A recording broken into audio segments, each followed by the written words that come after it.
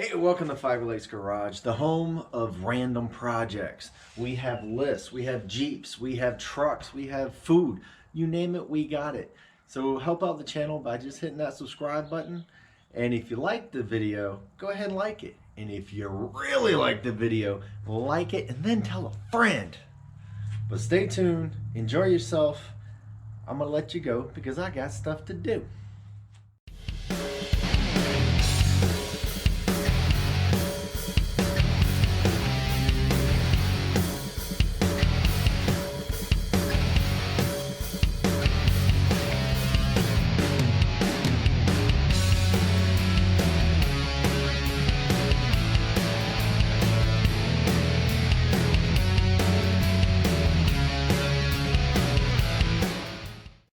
Hey, welcome back to the channel, and today is something that we try to do almost every year. It is getting cold. As you can see, I got a jacket on.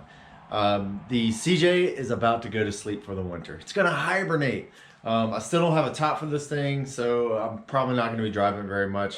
I'm trying to get the Wagoneer going so I can start driving that. It's a lot warmer. The heater actually works and it stays within the cabin because it does have a top on it. So the CJ has got to go to sleep. Now what we're going to go over today actually can go over on just about any vehicle because we're just going to check the vitals and we're going to check, we're going to stabilize a bunch of things so that it will last through the winter. Now, there's a bunch of different things you have to worry about when you're actually storing a vehicle, whether it's a Jeep and you're going to come back the next summer or next spring and actually resurrect it, or you're going to put a project car in the corner and leave it there for 10 years. The process is almost the same. So what we're going to do is we're going to address certain things. We're going to address fluids, electric, cooling, and tires. I'm going to show you the tires here in a minute. So these are some of the things that you're going to need in order to do it properly, to be able to make sure that your vehicle will be ready to start and bring to life once you actually get going in the spring or whenever you're trying to get it going again. So anyway, take a look at this. This is what you're going to need. All right, so I have a plethora of things here that we're going to need in order to winterize this vehicle and get it ready for hibernation. The first thing you want to do is actually worry about your oil. Now, some people actually will change the oil at the end of the season. Personally, I like to change it at the beginning of the season, so I know that it is fresh oil and it has not been sitting there. Now, the only problem with that, and actually just oil in general, eventually the oil will actually seep all the way down to the bottom, and then you're going to have dry seals, dry bearings and stuff like that, depending on how long you actually keep it. So one thing that I learned from my dad years and years ago, and he's a true believer of it, is the STP oil treatment. So I will actually put a bottle of this into the oil and run it around a little bit to make sure make sure everything is coated with it. This is actually really thick and it actually will stick to just about everything. And it doesn't wear off as fast as regular motor oil. So I'll put that in there and that will save a little bit for a dry start. Either that or at the beginning of the season, you can actually pull the distributor out, stick a tool in there and pre-lube your engine, which is actually a really good idea. But if you don't want to do that, STP oil treatment will do the job. Now, since we're still on fluids, one thing you need to do is actually go in and check your radiator. Now, you want to put antifreeze in your radiator.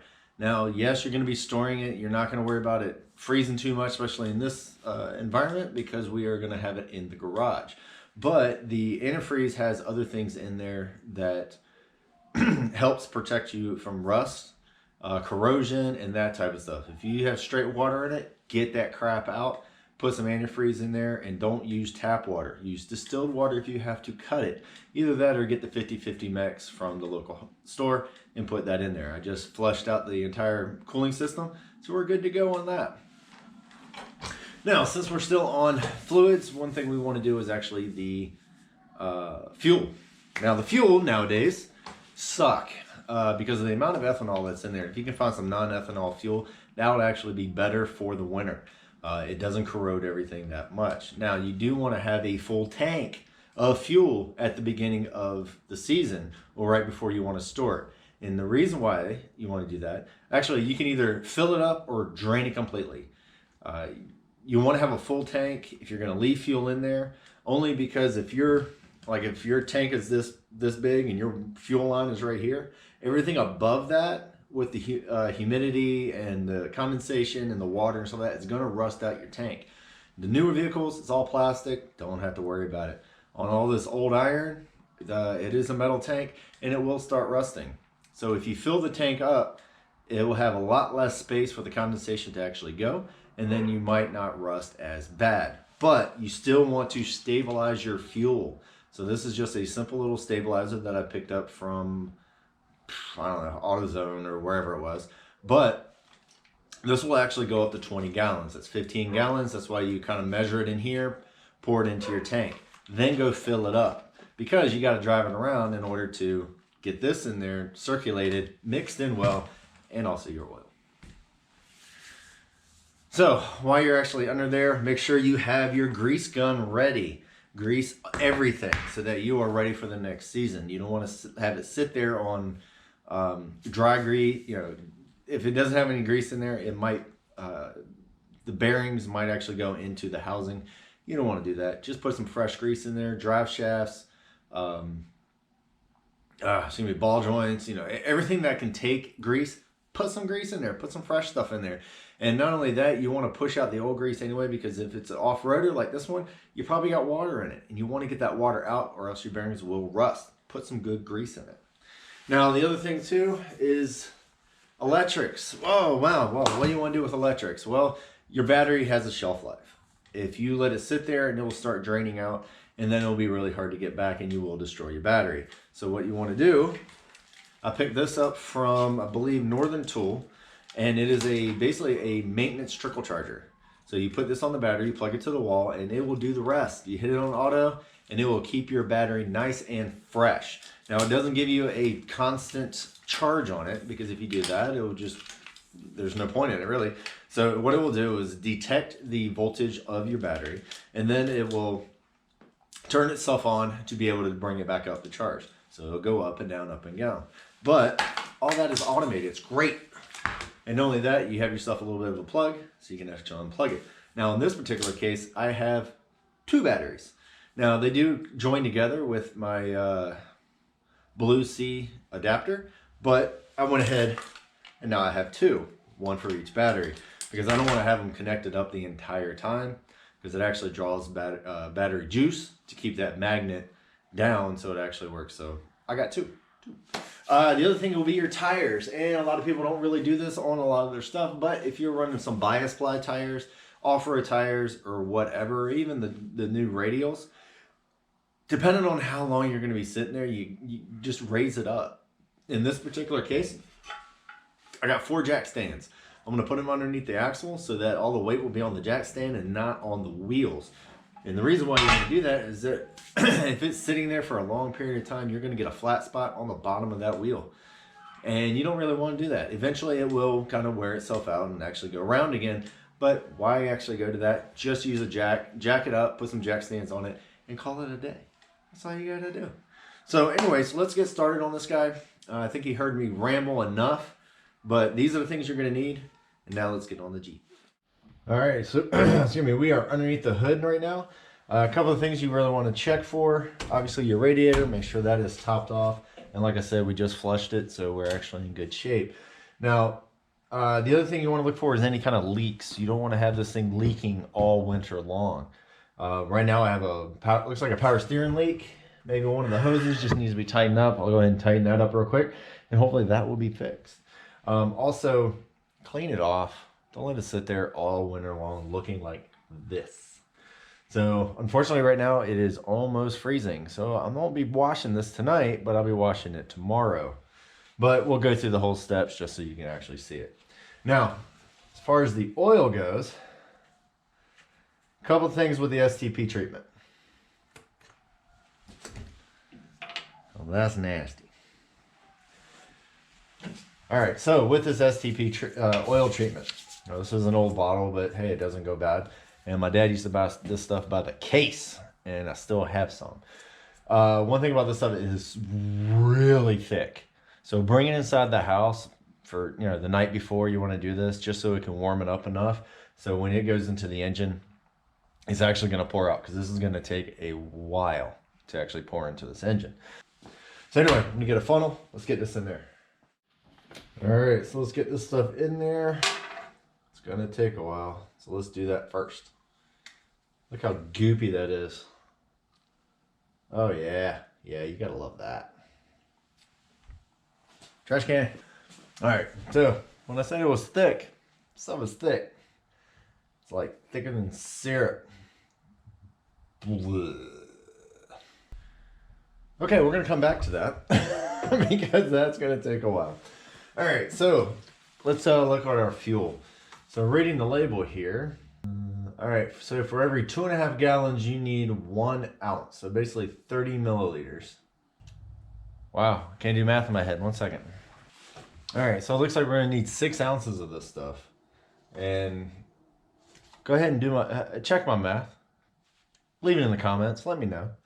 But anyway, so let's see, looking at this thing here, see ounces, it goes to 1/2 ounce on each thing. So what we're gonna do is we're gonna fill up to 1/2 ounce and do 12 of these into the tank. And then once I put 12 in there, then I'm gonna fill up the tank and then we'll be good to go. Also, seeing that I'm gonna be filling it up at the gas station, I'll be driving it back here. And what that's going to do is actually make sure it's actually mixed up in the tank as well as your entire fuel system. So it will go all through the lines and go into your, in this case, fuel injection to make sure that everything is protected and not going to be falling stale. That is some thick stuff. Okay, so I'm going to go put this in the tank. Pretty sure you don't need to watch that. Be right back.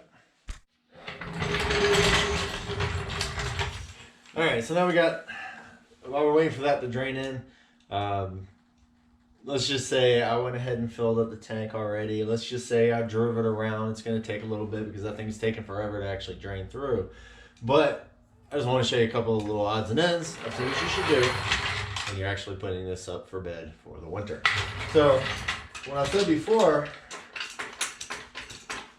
about jacking up and keeping the stress of the weight of the vehicle off the tires,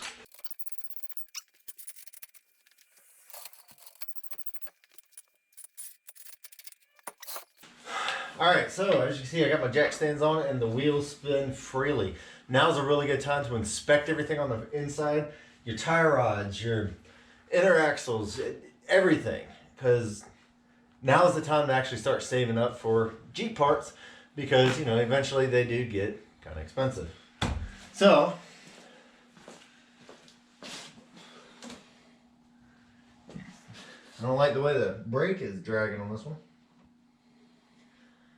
We can look into that. All right, so we check the radiator, make sure it's been flushed. If nothing else, you can have it tested to see how much coolant you still have there rather than water. So the cooling system is checking out okay. The fuel has been filled up. It's been topped off. It has the fuel stabilizer in it. We're putting in the STP gas treatment into the oil.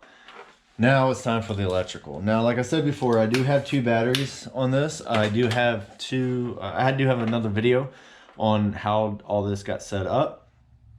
If you'd like to watch that one, that's actually pretty good. I did like that one. Mostly because I love this this Blue Sea controller. So one thing you can do is actually push the button down and it will connect these 2 batteries together, or you can wait for it to do automatically. Or I did upgrade to the one with the switch in it, which is actually inside the cab, which I can switch it manually, which will lock both batteries together. It's actually saved me a few times. I left the light on, but the engine battery was still okay. And another time I left the ignition on, which the main battery was dead, but the other one was still good. I flip a switch, boom, started it up, charged them both. So positive, negative. There we go. All right, so we got our 2 connections here. Now, the one thing that you do want to do is actually disconnect your battery.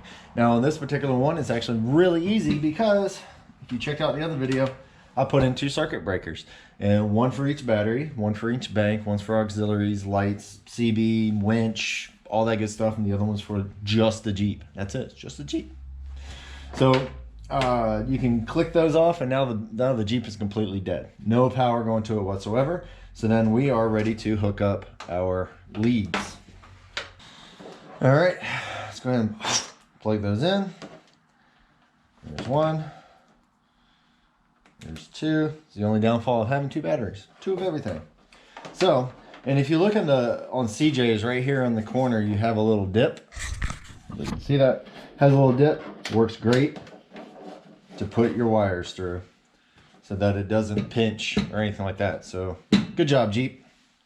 I'm sure this is the reason why you did it. Good man. All right, so this was just a really quick video of just to winterize your vehicle. Get it ready for the spring. Get ready for storage, that type of thing.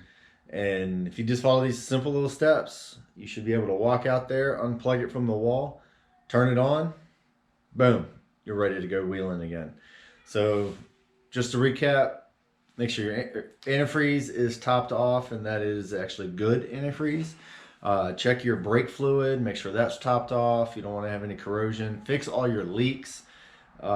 Lubricate everything. Put some treatment stuff in the oil to make sure it sticks to everything. And then, what was it? Stabilize your fuel. Put it on jack stands so you're not putting all the pressure on the wheels and on the tires, because it also sits on the bearings as well, and you don't want to have flat spots on your bearings. It's not too common, especially if you only leave it up there for one winter, but hey, might as well. Keep it going as long as it possibly can go. So anyway, check out all the other videos to make sure that you're caught up to date. All of our other projects, we got so many projects, and they're all random. Don't know what we're gonna do, and just like me, rambling on. But you guys take it easy, have fun, check out the other videos. Don't forget to subscribe. And I got to go because the cowboy game has just started. Got to go. Shut up and sit down.